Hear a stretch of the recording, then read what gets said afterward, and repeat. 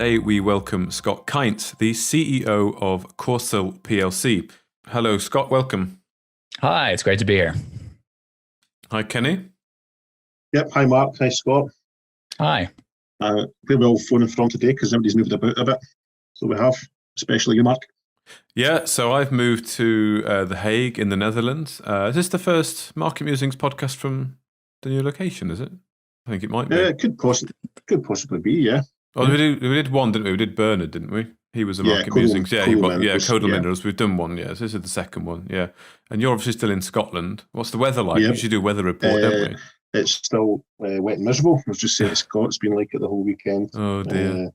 Not cold, but it's a bit damp and dreich, as they say up here. I've been to the beach today. It was a beautiful day over here. So it's gorgeous down here as well. In London. In London, it's nice. 26 today or something like that, with not a cloud in the sky. So can't complain. Well, we're on Indian summer going on, I think. Yeah, The Hague is on a similar sort of meridian. Is that right? I don't know, or a similar line as sort of London. So I'm used to being up in York. So I'm used to having sort of slightly more northern weather. So it's probably a little bit warmer where I am now. I'm more in line with where you are, Scott. So yeah, it's been a lovely day over here.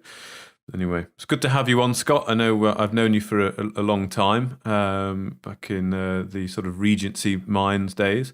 Well, it's Indeed. Still Regency, isn't it? It's the new brand. Technically the same legal entity, but obviously, part of what we can talk about today is how we think that it is. It truly is a new entity, even if it has the same technical legal identifier. Yeah. Well, before we get into that then, Scott, we'd like to we do it with every director or CEO we get on, and we like to dig into their past, and you've certainly got quite an interesting past, so sure. It's up to you how far you want to go back. You can go back to, obviously, where you were born, what your education was like, and then there's a military aspect in there as well. Correct, so there is, a little bit different than the typical, probably the typical AMCO, I suppose. But I'm from St. Louis, so St. Louis, Missouri, which is right in the middle of the country.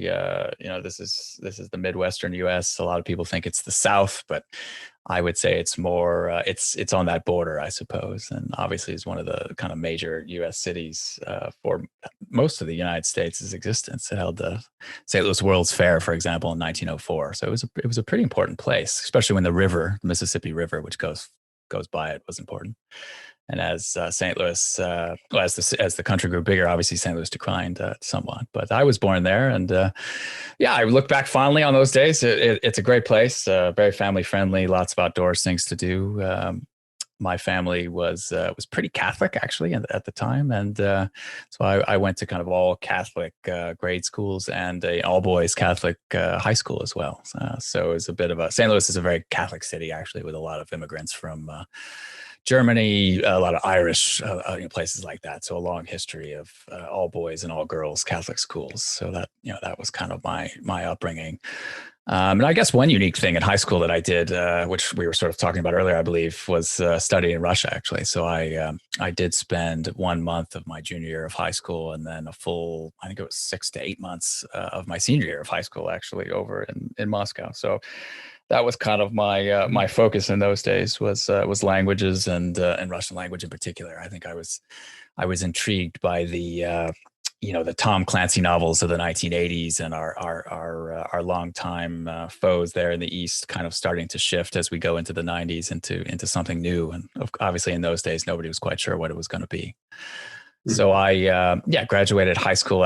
Funny enough, had missed my prom. I was in Russia at the time. Came back and then I went to university at Georgetown, which is interestingly enough another Catholic Jesuit school in Washington D.C., where I did a 4-year degree in Russian.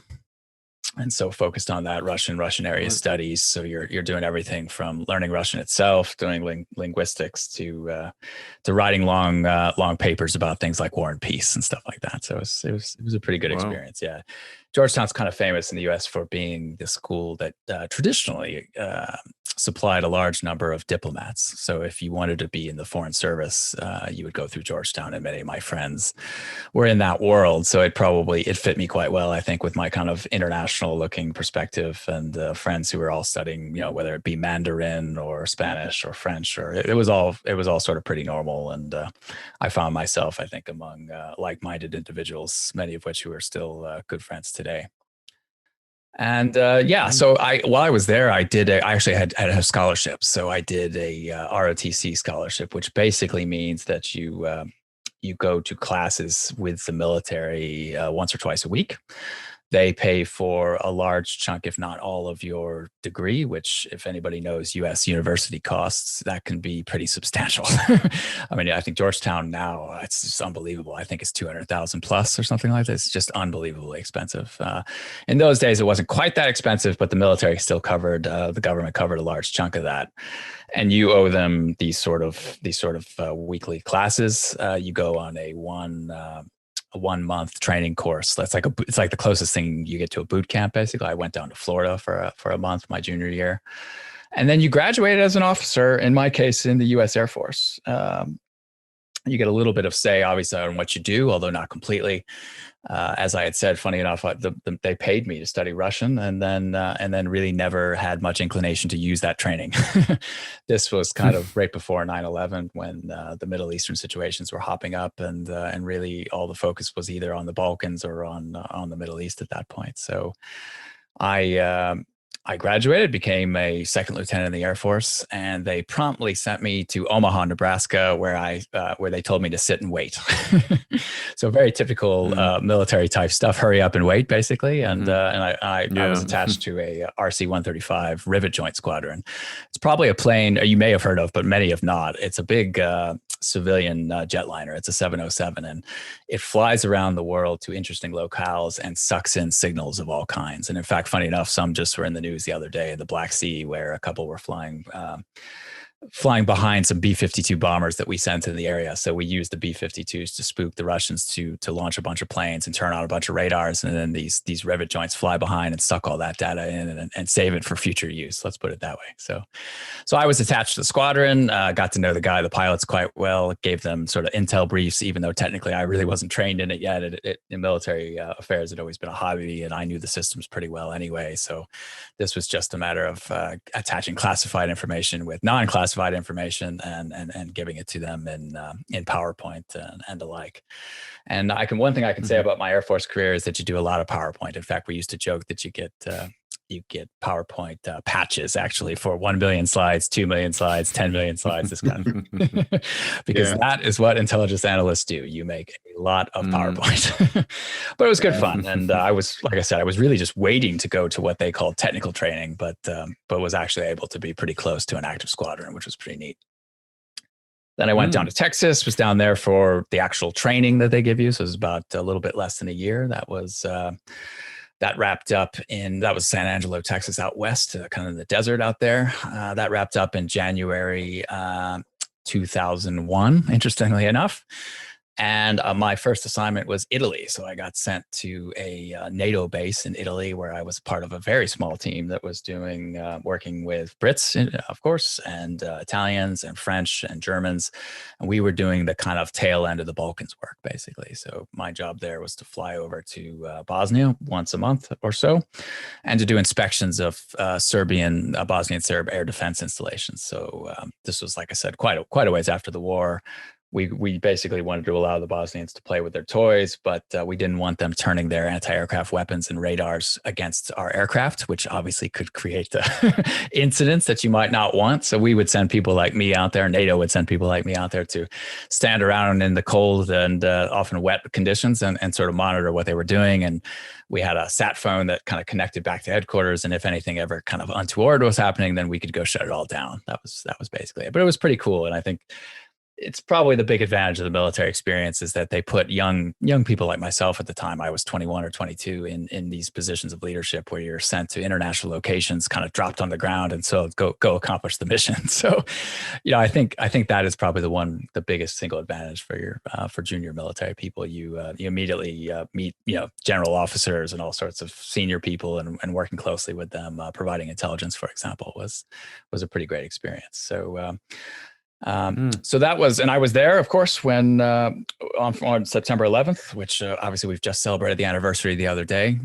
Yep. That changed everything, as you might imagine. I mean, it went from a pretty relaxed kind of let's float into the Balkans once in a while to all of a sudden everybody's wondering just how far this was all going to go. If you remember, we went into Afghanistan in October, so not long after. And like I said, everything was kind of a little bit different after that. So my Italian job there was closing down. So I was supposed to be there for like 2 years. Didn't last that long. They were closing down the Balkans mission and moving it to Bologna, which is obviously farther in the south. And they kind of gave me a choice. Where do you want to go? I said, well, I'd like to go to a more urban environment, perhaps, maybe shape up in Belgium, something like that. Let's see what's available. Italy might have been an option as well, but I ended up choosing Germany. So I went to the largest U.S. Air Force installation there, which was Ramstein, which you might have heard of. It's got a massive hospital and it's really one of the single biggest kind of airfields left in Europe. There used to be at the end of the Cold War hundreds of airfields. And the idea, of course, was that the more the better, because it was difficult to destroy them all. But at this point, obviously for cost purposes, they've closed most of them. So they're all kind of consolidated in a couple of different places. So yeah, I went to Germany, which was good fun. And from Germany, I had a couple of interesting experiences. I got to deploy to Afghanistan for 6 months in 2002. So this was the spring after we invaded.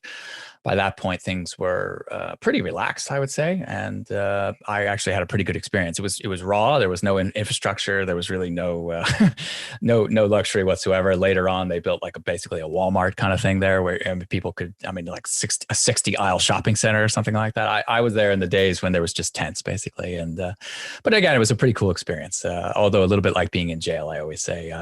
I was there to support the Air Force general, and I gave him his kind of daily intelligence briefings, and otherwise I exercised a lot and worked a lot because there wasn't a great deal else to do. We were coordinating things like drones, for example, and other intelligence assets, and just trying to make sure that our customers had kind of the information that they needed to do their jobs.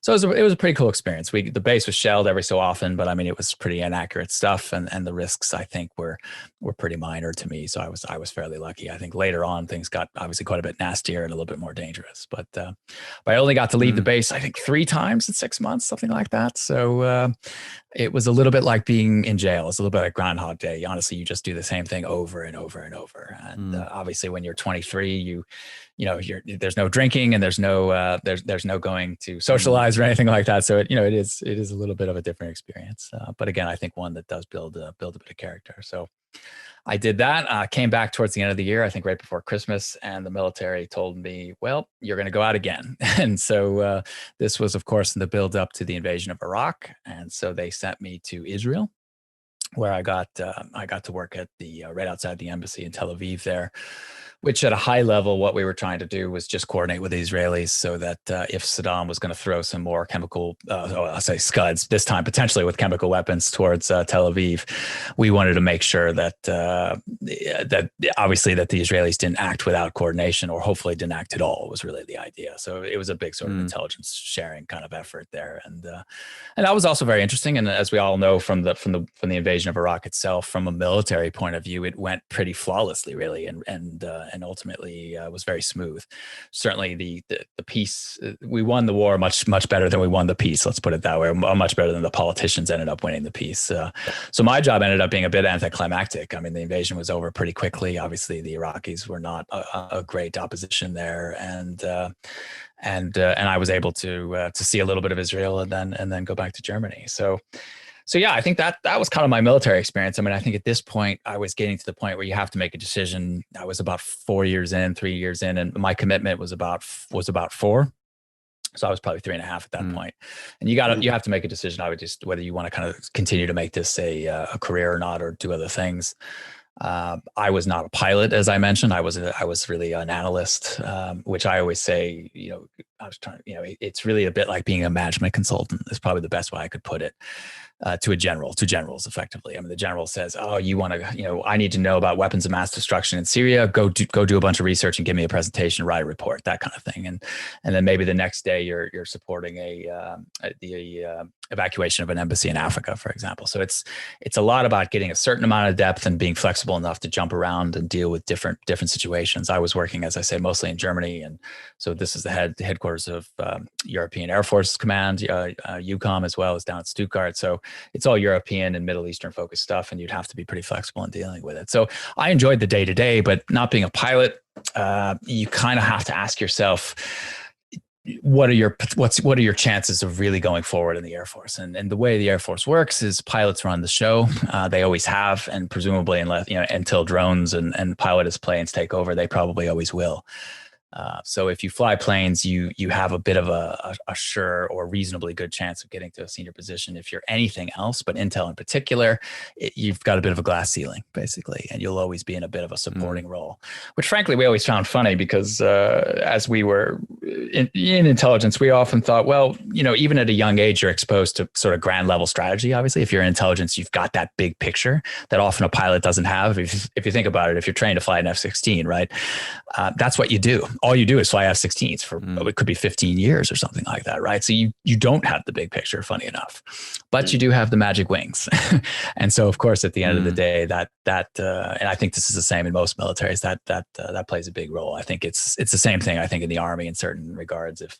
If you're a tanker, for example, you may have certain advantages over if you're in IT or if you're in logistics and things like that. So very similar kind of thing. So long story short, I decided, well, I need to start looking at other things, and and also maybe I should use this Russian that I did all this training for. So I ended up separating, got out, and was looking to go to Moscow, funny enough. And as life kind of takes one of these weird turns, I ended up meeting my future boss at the time. These guys were running it was Titan Corporation and eventually L3 Communications. They were running a startup of a new contract. They had basically won a massive contract to provide intelligence services and classified IT stuff, services around Europe, basically.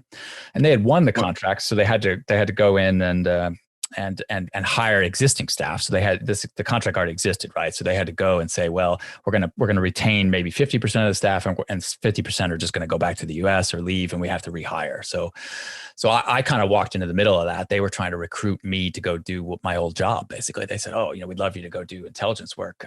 Just put on a tie, kind of thing. And I was kind of like, well, I just got out of that world, not super interested in going right back in with different clothing. So they kind of disappeared. And then a week later, they called me back and said, listen, can you help us with a startup? We just need some manpower. We'd like to, maybe you could just help us for a couple of weeks and then move on. And one thing leads to another. And pretty soon you're doing, I really hit it off with the guy I was working with. He was an ex Boeing engineer that had worked on Tomahawks for a long time, the missiles. He'd helped build planes. And funny enough, had lived in St. Louis for a while. So, sometimes in life, you just sort of, these things happen. We really just got along well. And we started this contract out of his hotel suite, basically. So I ended up going for something I thought was temporary to actually doing this for a number of years. And it turned out to be a pretty good segue, because what it ended up being was a good step into the business world, but in an environment that I had just left, in the sense that I knew the product. I had just been an intelligence officer. I knew actually IT quite well because of some historical having worked in it, and it ended up being probably a really good segue into business, because it allowed me to do that in a kind of measured way and get my feet a bit wet with dealing with Excel and financial forecasts and other things that, frankly, as an intelligence officer, was not a big part of the job description. So, bizarrely enough, Scott, I actually worked for L3 as well. Oh, did you really? Oh, that's interesting. Where was this? So we worked in the naval base up in Scotland. Okay. So we worked in is that False Lane? False Lane, yeah. So it was submarine simulators. Oh, fascinating. So, yeah, that's bizarre. I'm just looking at your links. That is. No, I know False Lane well. One of the other kind of funny parts about my history is that I've always been slightly more interested in naval history than in the Air Force. It's not that I wasn't interested in airplanes or whatever. I am, but I actually always had a bit of a sweet spot for funny enough submarines and for naval warfare more generally. And so when I got my scholarship, the Air Force deal was a better deal, so I ended up taking that one. But anyway, that is very interesting. These contractors are everywhere. They're very big organizations. And I think it was 70,000 worldwide. Yeah, no, massive. And the amount of money involved is very big as well. And so what was cool, what we were doing, like I said, is that it was like a startup mentality. And I think, I think back today, like, how does this help you? But it's a lot like an AIM company in a sense. The difference here, in the sense that you have to do everything. I mean, you have to do your own IT, you have to sort of do your own HR. You just don't have a lot of support. The difference with working for an L3 or a Titan. So this was Titan at the time, that was later bought by L3, is of course that you have the sort of mother company back in the US. So you don't have to raise money for it and things like that. At least you have a certain amount of support coming in from overseas. But when you're out on the tip of the spear a bit, as they say, yeah, I mean, you're kind of out here having to do a lot of these things yourself without a big team. So yeah, it was pretty cool. I really enjoyed it. I think we opened 6 offices around Europe, 5, 6 offices, and hired, I think, 600 people and staffed these contracts up. And I got to learn a lot about how, government contracting works, how you apply for these things, how you win, lose, or otherwise get replaced in them from time to time. The government can decide, for example, that it wants small vendors to provide contracts because it wants to support small businesses, and it might give them huge advantages in bidding on contracts. And then things change dramatically. So it's an interesting world. It's a little bit of an enclosed, playpen. Not everybody can compete in that space. Obviously, these contractors have huge advantages over, but from anybody outside. I mean, like it's difficult for some random, Italian company to compete for U.S. classified contracts, right? It's just not that easy to do at the end of the day. They were a great company to work for. So they were. The only reason I left was because I had an opportunity in business, and I just thought, you know what, you only get one shot in life. I'm just going to go for it. That was kind of my take. I really enjoyed it, and it's kept me away from, like I said, the kind of Russian experience that I wanted. But I also sat there and looked at myself and said, well, if I stay in this world now, I'll really have to go back to a place like Reston, Virginia. I need to go move back to the US and play politics, not out here, quote unquote, at the tip of the spear where you're doing the contracts, but back where I hate to say it, but where the power is, where where sort of the decision makers are. And it was not going to be the easiest thing in the world to transition from Germany at that point back to the US. I mean, I didn't necessarily want to move back at that point. I still had some hopes of doing something in Russia. And so I was looking at this situation. I'm saying, yeah, this has been super interesting, a little deviation from what I expected. So this would have been sort of 2005, 2006 at this point. But business is booming, as we all know. These were good years in business. And I'm saying, yeah, maybe there's some other things to do. So I applied for a dual MBA program that was part London Business School in London and part Columbia Business School in New York. It's called the EMBA Global Program. And I thought, well, I'm going to hedge my bets here. I've got a European school that can really cover my bases there. And obviously any place that the UK or the English have been active overseas, LBS tends to have a good reputation, including all the Commonwealth countries and things. And then also I've got a New York school if I do decide to go back and take a look at that. And so I ended up embarking on that program. It's a really, really interesting program. It's as we used to joke in the program, it's 2 degrees for the price of 3. It's not cheap, but you do get the sort of you get full degrees from both programs, which I think a lot of these hybrid deals don't work. I mean, a lot of times you're doing it all online and you kind of get a certificate and, it's not quite the same thing. So I took the GMAT and went and got in and ended up doing the kind of the full deal. It's a lot of flexibility as well. Technically it's an executive deal. So you get to you do the first year in block weeks. So they'll you fly yourself to London and you do say 10 days there, and then you go back to work for a couple of weeks, and then you go to New York next month, and back and forth and back and forth. That's the first year. Second year, you do whatever you want, and that's where the kind of real flexibility came in. I actually moved to London at that point, figuring, well, that seems to be the place I like the most. I didn't want to go back to the US yet, as I mentioned. And I was actually able to get into some other things, which is how I began to actually get into AIM and the world of which we're all familiar with these days. So I ended up working for a hedge fund at that time called Yorkville Advisors, which was a kind of very controversial at the time entity that was doing different types of debt and equity structured fundings for small cap companies. And so I was part of a new team. The UK office at that time had really just opened up a couple of months basically. And so everybody was just trying to figure out how it worked. What was the best way to get clients? What was the lay of the land? What stock exchanges could these types of things be done on? It was a fascinating experience. And I was able to do that kind of alongside my schooling. So I was taking corporate finance, taking advanced corporate finance, taking hedge funds, all at Columbia or LBS. Taking different sort of investing courses while having the experience of being able to do these things here in London, which was pretty interesting. And it was my first real experience with AIM companies, with AIM CEOs, with natural resources as well. And we were chasing different mining companies. We were chasing some companies in natural gas, for example, and even cement. So it was a pretty good experience, and really introduced me, I guess, for the first time to the world of AIM. Interestingly enough. So then I left actually and I did another year or so doing corporate finance at a small boutique that was doing kind of sell side M&A, pre-IPO type capital raises and mostly private equity fundings. And that was really interesting as well. Again, very small team. We did things like working. We had a big client in North Africa that was selling a fast moving consumer goods type business. We had another client down in Spain that was doing glass manufacturing, for example. And again, it's really interesting to be able to see what kind of how you stick these businesses together with other ones, what kind of investors like these types of businesses, and it was, I think, a practical use of the MBA experience in the sort of corporate finance world. So yeah, it was very interesting, and that all kind of happened while the MBA was ongoing, and then I graduated. And of course, as we all know, that would have been, May 2009, something like that. And we all know what was happening right around that time. And that was the financial crisis. So, I just spent a rather large amount of my own money. I was not supported at all by L3 or anybody else.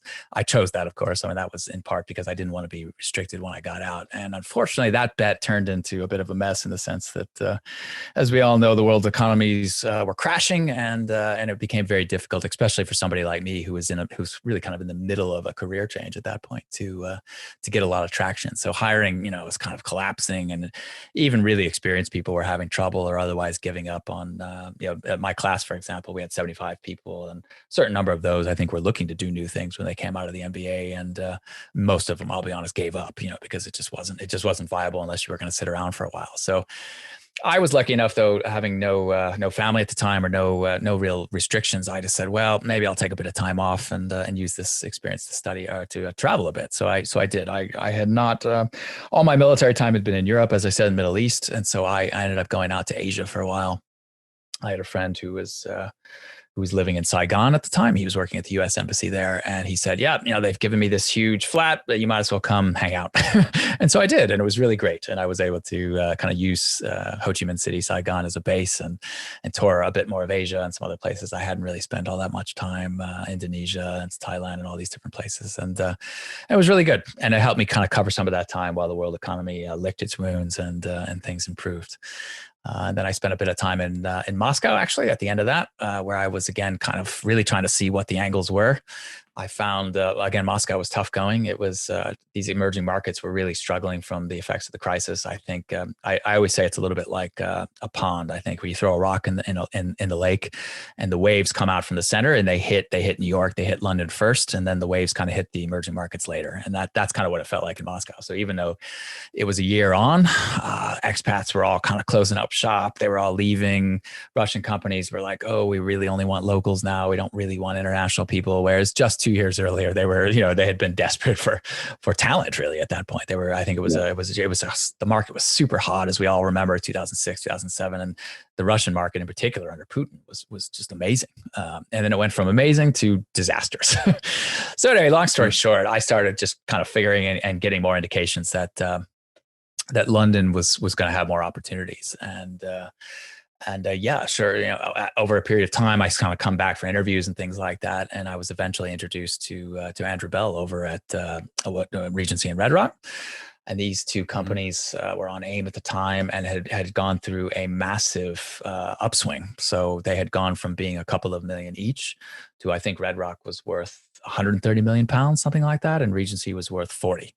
So this was a group that was kind of pushing 170 million and looked like it was going to be huge, really huge. And so I got to know Andrew a bit and found him a really interesting guy, obviously very well read and kind of fascinating to listen to. And it seemed like he needed help, obviously needed help on the management side. I mean, it was a situation where they had grown very quickly and the management of the company hadn't really grown to match it yet. There had been some hiring, but it wasn't fully organized. And he was interested in some help in the finance, because obviously when you're going through that kind of growth phase, you're raising money all the time. You're constantly refinancing debt. It's just a constant part of the business. Whereas maybe when you're a startup, it's something you do a couple times a year kind of thing. So I came in and kind of got down to it and found it kind of sort of fascinating, really. I mean, if you look at what the companies were doing at the time, Red Rock was focused mostly on gold. And I think within a week of my showing up, Andrew had done a deal to put Red Rock into iron ore in Greenland, which was just fascinating to me at the time. It was sort of just to learn and be able to be exposed to the beginning of an exploration program from literally the conception to going out there and doing work. So yeah, obviously when I started, I had no idea how long I would stay or how it would work, but I thought it was a good way to get some experience. These were clearly businesses that needed some help on a variety of levels, in the sense that, again, they had grown fast and needed to kind of catch up.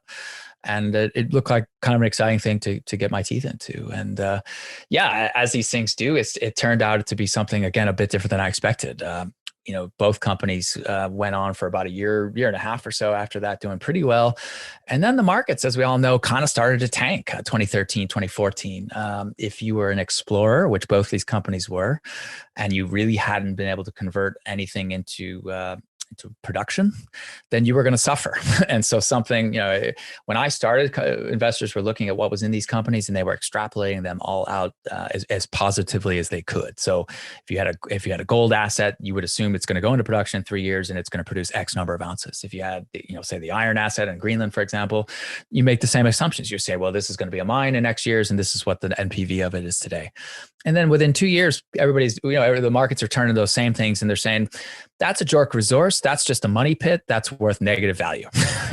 And I'm sure you guys are familiar with it, but I mean, it was fascinating to see people look at exactly the same assets, having been advanced and making such radically different assumptions about them, and again, that you learn a lot when you go through these kind of experiences, how these things work. Yeah, it's all market sentiment. So it's bizarre how these cycles work, but you're 100% right. Yeah, but just in those days too, the other thing I would say is that was the tail end of the Chinese boom. I think the other thing I remember everybody saying at the time was that the Chinese are going to be so big and they're going to eat so many of the world's minerals that anything you can bring to JORC or advanced JORC, BFS, will be put into production. And again, that's a bit of rose-colored glasses in retrospect, of course, but there was this tinge that anything realistic would ultimately be put into production. And as we know, over the last decade or so, that just has not been the case. I mean, the key factors that make deposits attractive, whether it be grade, location, logistics, these other sorts of details, all of which were largely being ignored in those boom days, do matter, as it turns out, and probably should, frankly. And so, I learned, and I certainly can't say enough about the period. I know it's been an up and down period for investors of the two companies, obviously, but I sort of went from a fairly junior employee who, like I said, was really focused on the corporate finance side, to ended up having to put my MBA hat on and reduce the size of the company significantly. So my somewhat thankless task was I ended up having to let go, I think we let go 18 people or something like that, which is never a pleasant sort of thing to do, especially when it's not because of performance or anything, obviously. I mean, these were geologists who worked their butts off, who helped us get things like JORC resources successfully. And then you just kind of have to say, well, I know you guys have done a great job and really haven't gotten a great deal financially out of it, but now we have to let you go, kind of thing. And it was challenging, to say the least. And that task was sort of ongoing 2015, 2016. We closed the accounting departments and let them all go. And we really shrank these businesses back down to their cores. We tried, we did everything we could to hold on to the assets, because of course that seemed to be the sensible thing to do. I mean, if there was something to be sold, it was sold. In fact, if you remember, Red Rock did sell its gold mine asset at that point, because that was a saleable asset. But some of the exploration stuff, you realized you're going to have to hold it through the cycle. They were not going to be saleable until things improved a bit. So it's really about stabilizing the ship. I mean, it's such a different experience, again, from a 180 million pound group that looks like it's going to be a 500 million pound group to then being a sort of 10 million pound one entity, and the other one being a couple of million pounds, and then continuing on from there. Both companies shrank even further. So again, it's you learn a lot. That's all I can say. When you shrink the company down, you don't have the specialists doing absolutely every bit of it. Then you find yourself doing the IT. Again, I have a bit of a background in that. So, in a company like this, if we bought a new computer, it was Scott doing the formatting and putting Office on there and setting up Outlook. I mean, that's the kind of stuff you get into, because you have to. Because what's the point of paying some outsourced consultant, $1,000 to do this kind of work if you can do it inside? Yeah. You're already doing all the IR, the PR. We're already somebody doing the financial modeling, so you bring it all of it inside and just sort of shrink back, cut the costs as much as possible and try to hold on, for better days. And I think we can say that it was worth it. I mean, I know, the journey has been perfect on all sides, but both companies now, obviously Regency now in its new form of Corcel, and Red Rock in its current form have made it through and now appear to be on the upswing. Red Rock, which I'm not obviously nearly as involved in as I was, I'm still helping out around with some of my, obviously I have a long history there, especially on the finance side. So I do sort of do a bit of work there on the side, but Regency and Red Rock's done well, I guess is my point. I mean, I think holding on to the gold assets obviously has proven to be a bit of a boon. Gold is about as high as it gets at the moment. And I think nearly all of what was created during the better days has been retained and advanced. And so now that's starting to kind of be recognized again. Yeah. And on the Regency side, obviously the story is a little bit more interesting, but I think what we've done over the last year in taking the core of what was left in Regency, which we saw to be the nickel cobalt asset in New Guinea, the battery metal aspect to it, and the energy storage and energy production side, which credit to Andrew, he created this subsidiary called S-Tech back in the day, which was designed to add that kind of that sort of business unit to Regency as it was at the time. That's been retained and now pushed forward under this sort of new team effectively over the last year. So I guess we could segue into that if you want. I mean, it's been an interesting run. I think obviously there was a lot of turmoil around the company in 2019 with Andrew stepping aside for a while. And personally, obviously, I had some choices to make. I mean, in the story I've just told you, I mean, I had been part of these entities and of Regency for a long time, and obviously had to decide whether it made sense to stay, frankly, or not. I mean, it wasn't a no-brainer. Let's put it that way. I can understand how different people might view that differently, but from my point of view, you put your sort of put an awful lot of effort into things for a certain amount of years, and you have to make a decision: is it time to go do something else or not? And obviously, I felt, even though I wasn't running Regency in its prior incarnation, I was a big part of it, or I was certainly a part of it anyway. I mean, working for the founder. And I felt an obligation to shareholders to potentially help, if I thought I could. And as it turned out, I kind of, did a little bit of introspection and looked at what we had in the business last year and said, I think there's more than enough to build around here. And I think we can run with this. So I then spent last summer working on putting a new board together. I brought in Ewan Ainsworth and Nigel Burton, who are kind of generalists. They have a bit of an oil and gas background, but were a lot of experience in companies going through these kind of transitions. And I think that was exactly what was needed at the time, were people who were going to sort of take the big picture view as to where we were, where we could go. I met with them on numerous occasions, kind of pitched them on what I thought was in Regency at the time and how we could potentially drive it forward. And I think they shared my view. I mean, I think if you think about their decisions, I mean, I had the history with the company, obviously. So after there was a period, as we know, that we had Regency had no CEO and no chairman.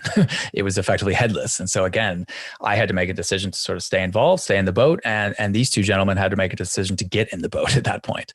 And it was, it's not a no-brainer decision for them. I mean, it's certainly, they're not getting in for immediate financial gain. Let's put it that way. Nor was I probably staying in for that purpose. It was really because I think we jointly thought that there was a real core of value here and that we could drive this thing into something really exciting. Yeah, it's quite an interesting mix. Obviously, the three guys that come in are predominantly oil and gas background, but the company's focused in battery metals and energy transition. Yeah. It's interesting but strange at the same time. It's a bit, like I said, I would consider it a bit of an accident. Or you may argue, when we talk about James Parsons coming in, obviously, as he did towards the end of the year, I mean, he is coming in with sort of the capstone to the thing, because it gave us the impetus to refinance our debt. I mean, that was the sort of that last vestiges from some of our Regency's early investments, including it had borrowed a bit of money to do a couple of coal transactions, neither of which, unfortunately, were very successful. So, we thought there was a core of value in the business, but the debt had to be sorted. And so I met James in the autumn and again, pitched him the same concept. This was after you and Nigel were already in. And I think, you ask, how do these oil and gas guys get in? I think honestly, and I know for the fact in James's case, It's because, they also see the writing on the wall. I mean, oil and gas is a sector in transition at the moment. And I think James personally wanted to diversify his exposure a bit, which makes total sense. And I suspect you would say the same thing for you and Nigel to some extent, although they're not as pure play oil and gas. They certainly have a lot of experience in the sector. But I think we all collectively thought that energy, this energy transformation. I mean, the decarbonization of the global economy that everybody talks about is huge, and it's gonna have all these knock-on effects that we want to be in the middle of. And I'm not sure an oil and gas company can do that. I mean, a company that offers battery metals in the ground and at the same time, mixes that with these power sites, these energy storage sites. Now that's a company that seems to straddle where things are going, right? And I think when you meet somebody like James, who obviously he was kind of wrapping up some of his experiences with sound and some other things, and he's saying, where do I want to be going forward? I think, he would tell you, that there was a great deal of logic in this. And that's why, again, we thought that even though there were some challenges in the Regency vehicle and what needed to be done, we all thought this was a no-brainer to go for it, to go, give it a go, put the time in, get it restructured. And then ultimately, as we've done now this year, get it rebranded and get on with things. And so, Andrew did leave last September, and that was obviously a bit sad in some regards, but I think, that there was no hard feelings whatsoever. I think there were obviously always going to be elements of the markets that want to hold somebody responsible for the history a little bit, right? And it's the nature of these things, and probably it's how things should work to some extent. I mean, there has to be a level of responsibility. So at this point, by December, we had built the new board. Now with the four of us, we had cleaned up the company, raised some money, and now we're really getting back to the projects. It was, instead of being the kind of I hate to say it, a little bit of theater that was playing out over 2019, it was really back to reality a bit. And we were ready to hit the ground running. And then of course, COVID hit. COVID hit, yeah. Hasn't been the biggest problem for us, but of course, I mean, you can't say that it's not without some disruption. I mean, we can't go to PNG, for example. I mean, we were able to sneak a trip out to Australia right before this all happened. In fact, we were probably right in the middle of some of the airlines flying COVID all around the world, but we were lucky enough not to get it. And since then, obviously, we've been pretty shut down on our travel. Now, as far as how we run this business, as I kind of said earlier, we never really built it back up. It's been run very leanly for 4 or 5 years now. With minimal of sort of permanent office space. There's just no needs for these things. We're in a WeWork, for example. You need a mailing address. We've got our computers and our screens and our other bits and bops, and where those things are don't matter a great deal. So COVID honestly hasn't hurt us in a sort of day-to-day sense, but it probably makes it a bit difficult to progress some of these more interesting transactions. I mean, one in particular that obviously anybody who follows the company has paid attention to this year is the WoWo Gap transaction. I mean, that was our attempt to build something much more meaningful in PNG, to build or to start to build a regional nickel player that doubles down on the sort of nickel as a battery metal that we all think is really compelling over the next couple of years. I mean, nickel's had a bad run. It's 10 years or so. I mean, really, when I joined Regency, we were just kind of topping off the JORC resource out at Mambari. And I'll never forget, I mean, we announced this JORC. It was a really sizable JORC resource. And the price went down. You're kind of like, seriously? So you just, we proved that there's a massive amount of nickel and cobalt out there, and the market yawns and said, no, you're going to have to spend more money. We don't like you. It's kind of like, okay, that's how it's going to be. So that's, nickel's been unpopular for a while. And there's been a couple of, little blips here and there, the Indonesian, nickel export ban and some other things, but it's been pretty poor. And then, actually, go ahead. So sorry, Scott, I actually found a post from 2010 in ADVFN. Yes. And it was, there must have been some beer involved, but I'd actually sat and worked out. This was before you'd released the JORC for Mambari. And I sat and tried to work it out. So I did, and I came up with 2.7 million tonnes. And I think you guys came out with 1.7 or 1.75. Yep, that sounds about right. Yep. Yeah. So I was like, well, I was a bit out, but no, it was quite interesting because it just popped up the other day, and it was near enough 10 years old. Obviously back in the day, I was quite heavily invested in Regency. Yeah, I mean, well, that's what I always tell people. I mean, this project alone underpinned a 40 million pound valuation at one point. Now we can say, yeah, those were a little bit different times, but even if it's a fraction of that, I mean, I would argue, and again, I say this constantly because we all know every CEO thinks they're undervalued, but I mean, I really do think the core of Minbari itself probably justifies a multiple of where we are today, just based on the nickel and cobalt alone. Yeah, right? So, and it's just 3% drilled as well. Yeah, exactly. I mean, people forget that. I mean, the drilling history, of course, is you drill where there's easiest access, right? So the team back in 2008 to 10 to 11 was drilling on the slopes, and that's partly because it was a little easier to get to at the time and a little less expensive. But the plateau has always been viewed as the higher grade area. And yeah, that's 3% drilled out. So when the time comes and it makes sense to drill that out, I mean, this thing, really could be huge, really massive. And I think, the history of nickel over the last 10 years, and then, as I say, some of the, the twists and turns that Regency took kind of made people just forget about that or not take it too seriously. I mean, our partners, it probably doesn't help that our partners, Direct Nickel at the time, also kind of had their own issues. They went into a form of administration in part, not because of Minbari, but because that they were unable to advance their technology assets very far. So, that's a bit of a sad story as well. They had a couple of opportunities along the way to raise money, and ultimately, I think we're probably trying to defend a certain valuation. And unfortunately, one thing led to another. It led to borrowing some debt, taking some debt out, and ultimately that business kind of became a different one, really. And we now have a new version of them out there. There's some overlap in the personnel, of course, but it's sort of a new entity. So that didn't help us either. But it just shows you how difficult the period has been. I mean, these guys were a nickel pure play with a pretty fantastic technology that is ideal for these kinds of deposits, and they just weren't able to get traction because the mining industry said, we're just not that interested in what you have to do. First of all, they said, prove it that it works. They proved that it worked in a test plant. And then they said, well, we're not going to be first, because that's how the industry works, sadly. So anyway, it's been a bit of a soap opera, unfortunately. But I think if somebody just, if you take a look at it today, at the cold reality of that JORC, that deposit and the potential, combine it with what we're trying to do with WoWo Gap, which is really take something a little bit smaller, a little bit higher grade, and potentially make it into something really big. It doesn't take any kind of back of the envelope math to start to see that looking pretty large. Now, obviously, the WoWo transaction is still in progress. I mean, I can't say too much more about what we're doing. We know there's an option coming due here in the near term.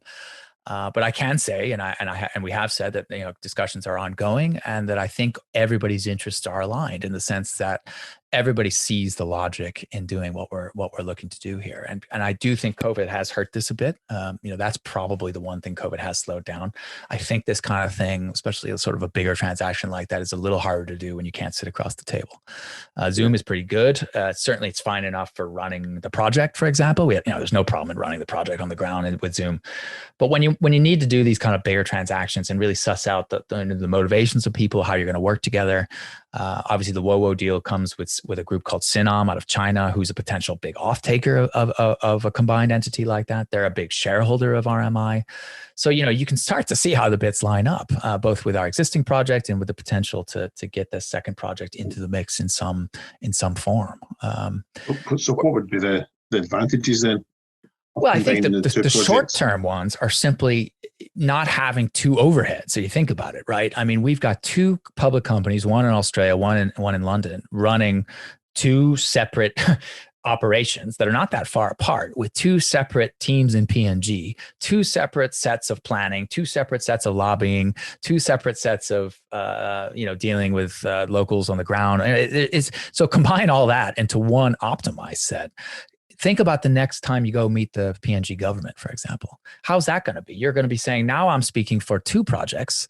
I mean, again, hypothetical. I mean, I don't want to speak before something is done, but I think it can show you what our vision is. I don't think there's a problem with talking about the vision here. Sitting down with the PNG government and saying, look, we can potentially create jobs in two different provinces. What about the tax revenues? What about, what is this going to do to the local economies where it's going to, there's a substantial amount of potential money going in there. You're going to be taken more seriously. You're going to be able to have a better chance to get what you want. And I'm not saying we couldn't get Minbari done on our own. I mean, we've been moving towards a mining lease now for the better part of a year. And that also may be COVID related, of course. I mean, let's be honest. I mean, the processing of a mining lease through a bureaucracy like that's not going to be sped up by COVID. That's just a reality. But I think we feel we could get it done by itself. So I don't want to say that we're dependent on something happening with WoWo, but I think if it doesn't take a genius to see the logic in putting the two together, the synergies that might be realized and having these two teams combined into one. We don't have particular interests. I think it's fair to say in the ASX side of it. So, don't rule anything out, but I mean, I don't think that's likely to be involved. So the idea, always has been to take the debt position, to potentially increase the debt position so that we have substantially all of the debt of the business, and then to work out a deal with the shareholders of RMI, of which the largest one is the debt holder.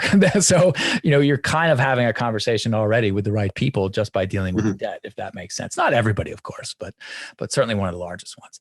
And then you've got a shareholder like Sinom, who's already a shareholder of Corcel, pretty decent sized one, who's a potential off-taker and who wants to see these things turbocharged, basically, because if you look at their view, their story is very similar to the Mambari story. The WoWo Gap project has basically been sitting there for the same decade that the Mambari project has. So we feel the timing's right. I mean, rather than let these things languish, which, there's just no excuse for them doing at this point, let's see if we can put them together, make a regional nickel player. And frankly, that's going to be something really substantial. And I think right where it needs to be to start to fill the gap of nickel as nickel becomes the battery metal that we all know it's destined to be. I mean, nickel is so critical to making batteries dense, to making them have, to making your EV have the range it needs to have for you to drive, the 400 plus miles that most people demand on sort of cross-country trips, for example. It's an important part of making our consumer devices last longer. So nickel is going from a kind of a side project in a lithium ion battery to really mainstream. And you see that with the new chemistries that Teslas and others are pushing out to the market. Yeah. So and if you look at happen. Go ahead. Yeah. So I was just saying, if you look at the actual percentage of nickel used in the EV world at the moment, it's still pretty small. It's still really It is. And one point I would make, people say like, well, is your nickel going to go to battery manufacturers? And of course, the argument is it doesn't need to. All you need is for some nickel to come out of the system, the nickel that may or may not be optimized for it. And any other nickel has to be backfilled then. Otherwise, you have massive increases in prices, stainless steel, all the other traditional uses of nickel then become under pressure. So, we've never really said that these have to become a direct export into the battery supply chain. They don't. They just need to be part of the process, basically part of the overarching, supply chain of nickel as a whole. And so, yes, I mean, our sort of analysis and research shows demonstrably that nickel is going to be under pressure from a variety of different areas, not just batteries. Batteries is part of it. The other aspect to it, of course, is nickel sulfides are running out. Places like Norilsk, I mean, all these traditional deposits that have done the majority of nickel exports in the world and are very lucrative because they have massive byproduct credits, are running out, and they're just not finding enough nickel sulfide deposits anymore. Which is why deposits like this, like our Mambari one, and potentially the one we hope to get involved with more directly in WoWo, are so important. So you can start to piece it together. I think our view is that this is a very exciting sort of near-term play. And I think, in my view, COVID and the changes to the world economy are only like to accelerate that. I think I think governments are going to spend an awful lot of money on green energy, on trying to put their stimulus into areas that are likely to push more battery technology into all forms of, like truck transportation. Trains obviously are already electric to some extent, and light vehicles. And so there's just, if you listen to the automotive manufacturers, they say we would like to produce more EVs already, but we can't get enough supply. It's already a problem, and it's not going to take much to push these commodities over the edge. And so our goal all along has been to get a hold of these assets before they run, obviously, not chase the hot thing of the day. We're not going to reinvent ourselves as a gold play tomorrow just because gold is hot for a few minutes. And, we want to set ourselves up for long-term growth and success. And that's really what this is about. That doesn't mean we're not going to have short-term success, but I mean, it's about making sure that the long-term story is where it needs to be. And so, I think. Just obviously, the nickel side of things, Scott, obviously, Corcel's got a few other strings to their bow as well. Can you just maybe touch quickly on the vanadium side of the vanadium, exactly. That's our other battery metal. So when we talk about what we're offering investors, it's nickel cobalt out in New Guinea, and then vanadium at the moment in Canada. So this is a project that was picked up sort of end of 2018. It is a very early stage exploration asset in the Yukon. Has a lot of interesting advantages to it. It's located alongside a major highway, for example. It's got 20 kilometers of potential strike, and it's a black shale type deposit, which if you go look at what some other U.S. Entities are developing in, say, Nevada, for example, you see that these black shale deposits are ideal. They really favor low-cost mining and processing, actually, and are pretty attractive. So you kind of know that if you get this right, it's likely to, if you get it right and it's big enough and the grade shorts out, that you're going to be able to process it. It should be economic, which is pretty interesting. This project had a number of drill core samples left over. So it had 7 holes from a 2006 exploration program that a different nickel entity was doing back in the day. We were able to get a hold of those and reprocess them for vanadium, and they look pretty compelling. So when you look at like the logistics of it, yeah, Yukon is pretty isolated, but there's a major road there. There are some towns within relatively easy distance. So it's the kind of thing that looks like the bits line up, that if it works, like I said, it could be a proper asset and be potentially put into production. We said, when we looked at ourselves last year and obviously early this year, we said, should we make this part of the mix? And it just fits perfectly as a battery metal. We think the vanadium redox flow batteries that's a battery metal in itself, and that they have a bright future of their own, a little bit different than lithium ion, obviously. Relatively low cost, more industrial, but so many charge cycles. You can certainly see how these vanadium redox flow batteries have their place in the mix, because they could just be charged endlessly without running out. And you can actually take the vanadium back out of these systems and reuse it. That's right. And reuse it. Yeah, that's right. Exactly. They're fascinating. They're so different, obviously, in the way lithium works, but and there's some other companies obviously on AIM that are doing vanadium and doing Red Tea, for example, that's making these types of batteries. We think that this is a market that it's battery metals, but obviously a little bit independent from the lithium side of things. And that's partly why we like it, because I think it just gives you a different, as you say, arrow in the quiver here for us to sort of lay on. So we went and did some work out there on this late last month, late August.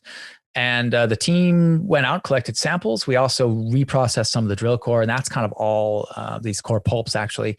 That's all actually at the lab at the moment. We've actually roped in a group from McGill. That's a PhD team that is actually specializing in these black shale deposits. And I have to say off the record, they're pretty positive. They have seen a lot of these kind of things. And when you're sort of technical guys, start to use certain adjectives like, never seen this before, super compelling, blah, blah, blah, that kind of piqued our ears up a little bit. Again, it doesn't sort of replace the need to go do the test in the lab. It doesn't mean we won't have to drill it out, obviously. But when you get experts in the field saying that this is something different than they've seen before, and very positive, obviously that gets us a bit excited. So it was relatively low cost exploration. That work is now done, like I said, being processed, and we hope to have some news on that as soon as the labs are ready.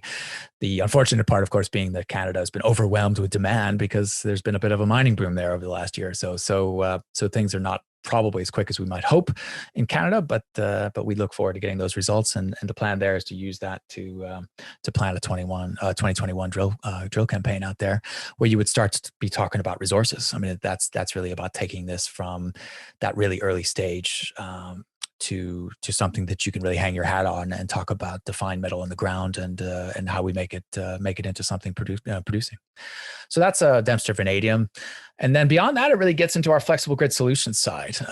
And again, this is something we really created, and again, fair play to our ex-chairman Andrew, created about 18 months ago, 2 years ago now. And the idea was to pair the mining assets with a part of the business that has a very different risk reward profile.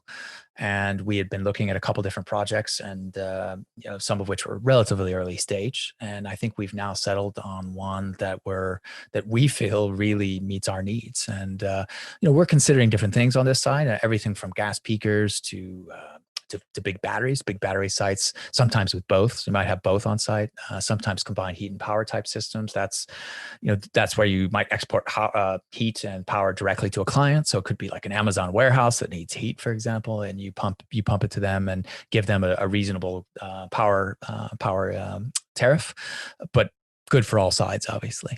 as well as solar. Solar is the other aspect that we're kind of envisaging these guys that side of our business looking at. And I would just say that one of the reasons we like it is because it just fits so perfectly with what the UK government wants to do. I mean, if you look at Boris's UK Net Zero 2050 initiative, yeah, I mean, this is where the government wants to be, growing infrastructure. They want to go to renewables. We're not building new coal stations. Obviously, we are trying to get some nuclear stations out, but I mean, that's such a slow and painful process at this point. So base load, as we know it, is going away. And what does that mean? I mean, that means that you've got to have flexible power and flexible storage solutions. I mean, it's a bit of, it sounds like a bit of a cliche maybe, but that's exactly what they are. I mean, we are going to have to build more and more of these here across the UK, and not just in the UK. If you look at Australia, of course, building massive batteries. There was an article the other day in Bloomberg about California doing the same thing. This is going to happen everywhere. And so we looked at this last year. As I said, it had been sort of incubated, but not fully nurtured. And we said, this really should be a part of Corcel going forward. And we've kind of settled now on this first project, which is the Burwell site. So this is up near Cambridge. It's a 30 megawatt plus energy storage project. There may be a chance to put some solar on the side as well. It's all basically farmers' fields up there, and we basically the team that we've invested in, Weir's Drove, has ins with most of the local farmers, and they're all pretty keen about the idea of getting these installations on their property. We are in the process right now of getting the final bits lined up with the land lease, with the grid connection, and the planning. And once you've done that, you're at what you call shovel-ready status, and then you go off and fund it. And one thing I would emphasize, always try to, of course, is that these things are funded at the SPV level. So it's not that Corcel has to go raise 10 million or something like that, right? I mean, we will be pitching this project at the SPV level to the types of investors that want these industrial returns. And for clarity, I mean, industrial return in my so the way I'm using it is a sort of 7 to 15 to maybe at the high side a little higher than that, 16-17% return, right? I mean, depending on exactly what we're talking about. Whereas I think a junior mining company on AIM, I mean, cost of capital is probably higher still, right? I mean, I think you're really expected to hit very high returns when you're sort of a junior miner. So we like the idea of combining the two, and we certainly know that we shouldn't be borrowing money that's demanding 20% returns and pitching it into something that needs 10%, something like that, or 12%, whatever it ends up. But that's the appeal. The appeal is that you have investors, different groups that want that kind of safe, solid, repeating return, and those are the kind that we intend to bring in, alongside some debt, of course, into the SPV for this first project. Yeah, I know it's one of the projects is it Southport, Scott? Mm-hmm. Yeah, and is that the same site that ECTEC had a? Yes, it is. It is. Yeah. So Southport's an interesting one. So again, when STEC was founded, we were introduced to the gang up at Southport. There's a group up there that has a current waste facility, and we've been kind of talking to them on and off right up through COVID, basically. And the bottom line there is that their interest at a macro level is in the waste side. The existing landowner has a waste business, and what he wants to do is open a biogas, waste to energy site. That's the focus, right? Yeah. Our focus has really always been on the batteries and the gas aspect of it, the gas generation aspect of it. So we want to put a peaker up there, basically. And so, what would happen when you're starting to talk about it is you find, well, the leaseholder wants a much bigger, I would argue, slightly more risky site, right, that has a biogas plant on it. We kind of wanted to get our feet wet with the peaker and then maybe look at the biogas later.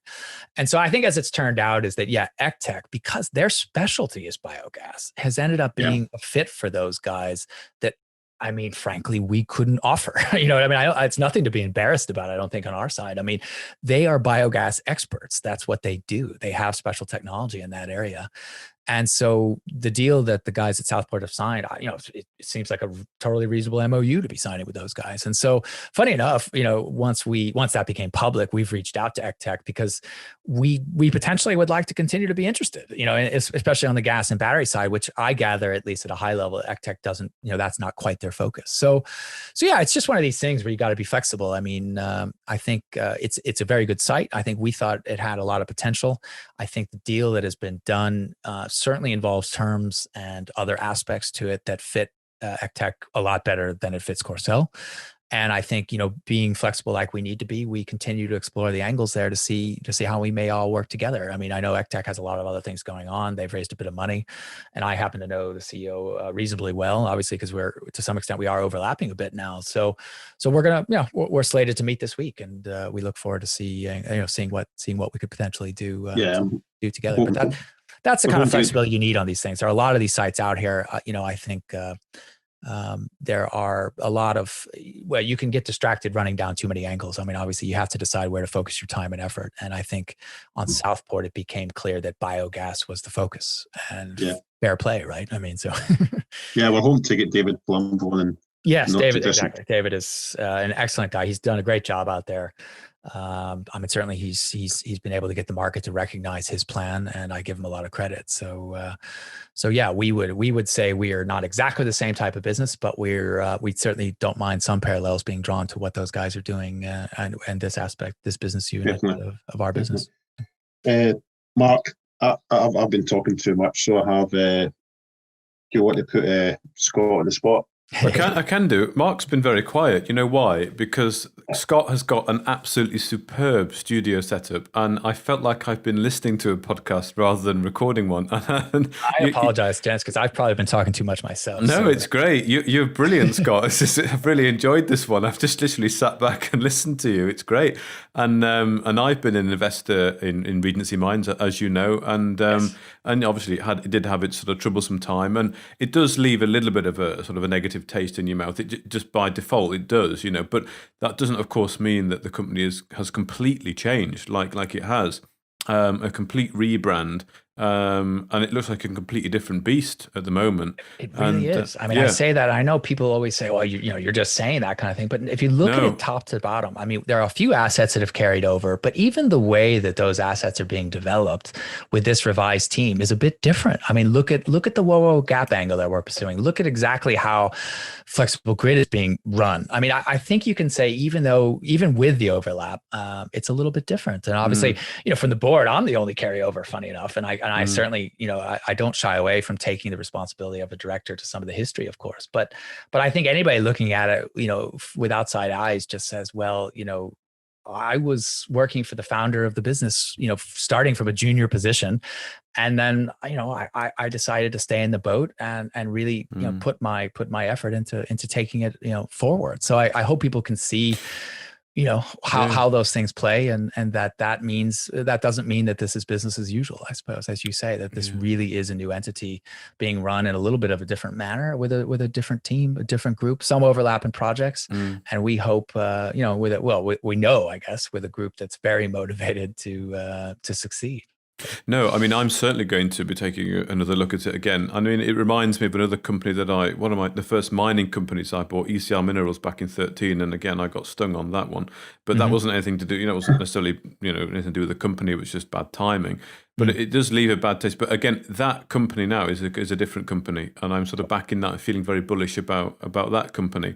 And I think, I'm really pleased we've had this podcast, because Corcel, and look at your website. I mean, it's very nice, it's very clean, and it's I hope people like it. I mean, we're always happy to take advice of people, because it is a brand new one, and that's a big effort for anybody that's gone through that. Obviously, the branding. Absolutely. You go from having to build a logo to having to redraft all your text, and it's not and then easy. Make it functional, obviously. I mean, it's a bit of that would have probably been done a little earlier this year, except again, that's where COVID again sort of, I think the idea of going and rebranding in the middle of the uncertainty earlier this year, we just sort of put it on hold a little bit, but we got that out right before hopefully everybody went away for August or whatever they did this year. Obviously it's a little bit different than normal years, but we didn't want to put it out mid-August. So we tried to get it out early August so people could kind of chew on it. Then, hopefully people take their little breaks, whatever they do. And now we're here in September and now we want to tell people about it. And that's in part why we wanted to do that. We want to shout from the steeple a little bit here and tell people the story and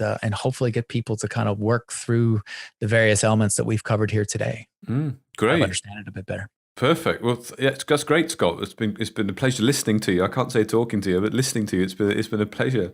And as Kenny says, the 60-second challenge. Were you briefed on that prior to the podcast? No, I didn't. I forgot.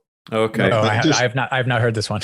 Well, we'll throw it on you then. And okay. it might be a challenge for you, considering this podcast is an hour and 9 minutes. Yeah, considering I've been a bit wordy, I give it to you. I'll try. Go ahead.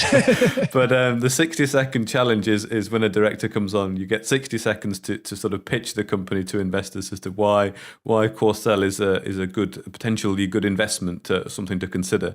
So if you're up for that, I can count you in. And sure. Yeah. Go ahead. No, I can definitely do this. I've got at least 3 kind of key points I covered. Okay. All right then. Great. Well, in 3, 2, 1, off you go.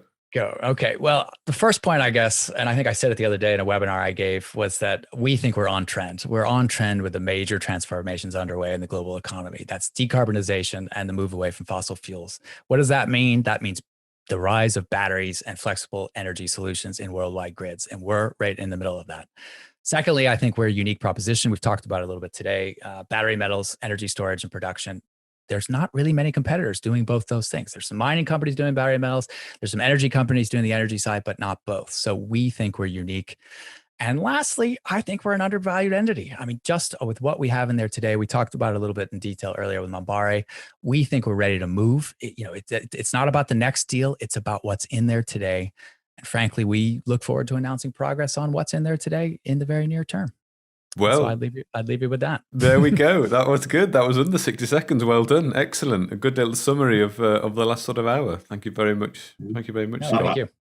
I'm actually going to finish with a confession. So Scott. I swore I would never buy Red Rock or Regency shares again in my life. And about a month ago, I found myself buying Red Rock. And then last week, it's had a good run. As I said, it's had a good run. Yeah. Held on to its gold assets, which are now paying off. So, hey. Definitely. And then last week, I found myself buying Corcel as well. Oh, so fantastic. Well, that's great to hear. It's never say never. No, never say never. Game. Now, just in a from a Corcel point of view, just looking at the fundamentals, the market cap, the projects. Yes. At some point, the penny's going to drop. That's right. The timing is right. I think it's a good position. Yeah, definitely. But no, it's been great having you on. Great to be here. Thank you. Yeah, and we'll sure to get you back on again. Hopefully, when you maybe have some positive news out of PNG, whether it's in this podcast or whether it's on Stockbox, which is one of our other platforms, we'll get you back on in some shape or form. But appreciate the time anyway. Mark, have you got anything to... No, I think it's been fantastic, Scott. Thank you very much for coming on and talking to us. Thank you. And like I said, hopefully I didn't drone on for too long, but I appreciated being here. So thank you. Great. Cheers, Ed. Thanks very much, Scott.